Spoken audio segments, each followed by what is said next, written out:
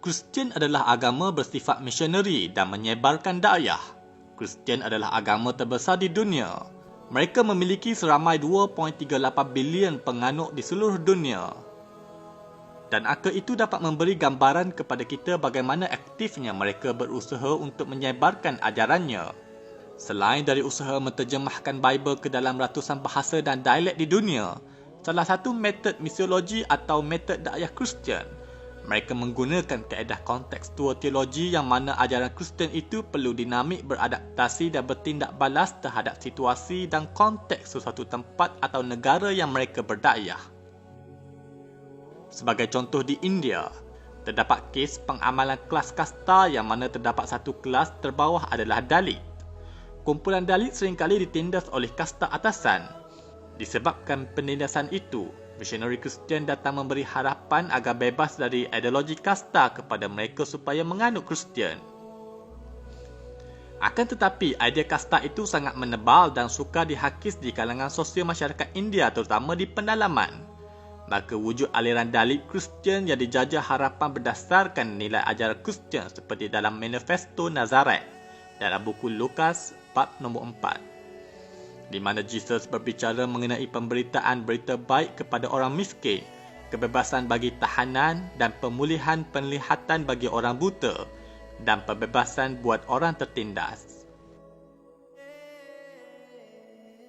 Begitu juga di Korea Selatan. Kemasukan Kristian di Korea Selatan dapat berkembang dengan jayanya apabila wujudnya konsep minjung teologi yang mencabar penindasan kepada agama Kristian di sana. Dan akhirnya gerakan idea minjung yang mula menafsirkan Bible dengan konteks politik di Korea Selatan pada waktu itu. Malah gerakan Kristian ini mengenakan pakaian tradisional, bahasa, budaya Korea Selatan dan akhirnya dapat mempengaruhi struktur politik di Korea Selatan. Dalam konteks masyarakat Cina pula, terdapat dua tokoh misioneri bernama Matteo Ricci dan James Legge. Mereka melakukan usaha memadukan antara perkataan-perkataan teologi Cina dengan ajaran Bible agar dapat memudahkan usaha dakwah itu. They worship a God by the name of 上帝。他们敬拜的这位叫上帝的神。 Today I'm going to write in my broken Chinese. 上帝 has exactly the same character, nature, and power as the God of the Old Testament. But while the Hebrew people called him Yahweh or Jehovah, 虽然犹太人把它称为耶和华或雅卫， Begitu juga usaha misioneri Kristian berdakwah di kawasan majoriti Muslim yang luar dari tanah Arab. Misioneri ini juga akan menggunakan bahan-bahan dalam tulisan Arab untuk mempengaruhi orang Islam. Here we have one sample. This is, I asked an Arab sheikh in my last trip, what is this? He read Allah Muhammad.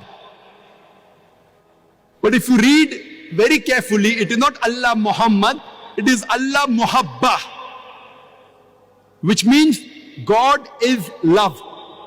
It is a quotation of the Bible from the first epistle of John, chapter number 4, verse number 16. God is love, and the verse continues. Verse of the Bible.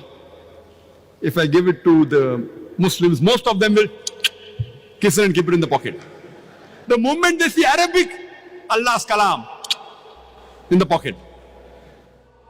There are various posters. I didn't have time to get it. When you read it, oh, Rabbana. The moment you see Rabbana, the next verse is Atina, Fid Dunya, Hasnato. We are trained. It is not Rabbana, it is Abbana, our Father who art in heaven, hallowed be thy name, thy kingdom come. Verse of the Bible. They distributed amongst the Muslims. And we, colorful. This is the photocopy. 4-color job, beautiful. You put it in your house.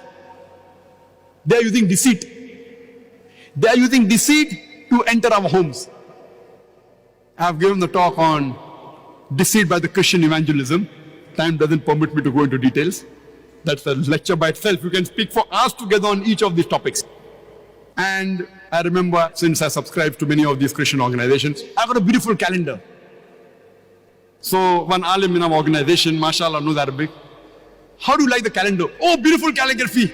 Can I take it home? I said, take it. He keeps it for a week.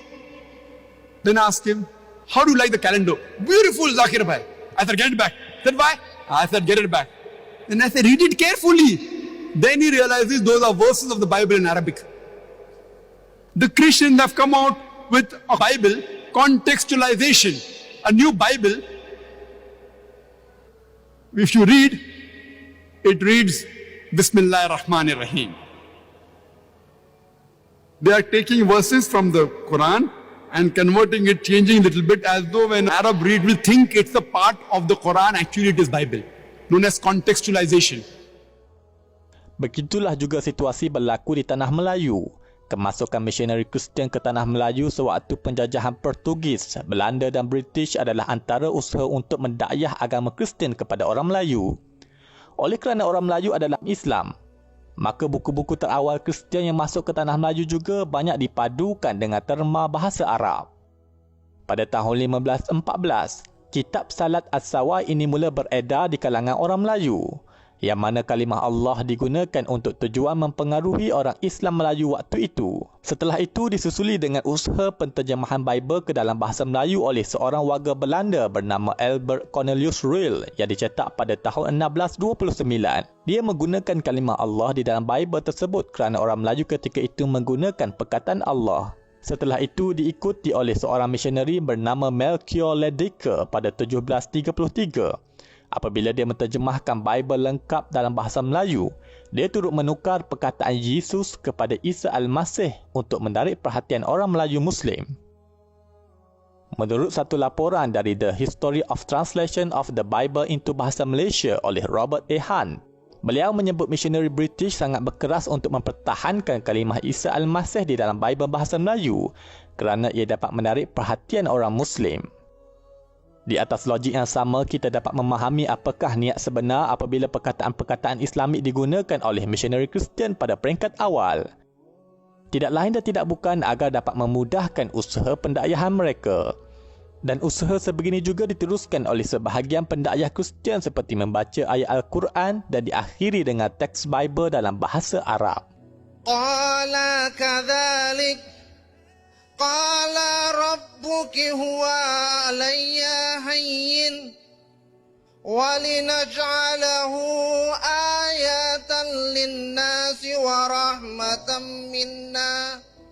ورحمة منا وكان أمرا مقضيا قال له يسوع أنا هو الطارق والحق والحياة ليس أحد يأتي إلى الآب إلا بي.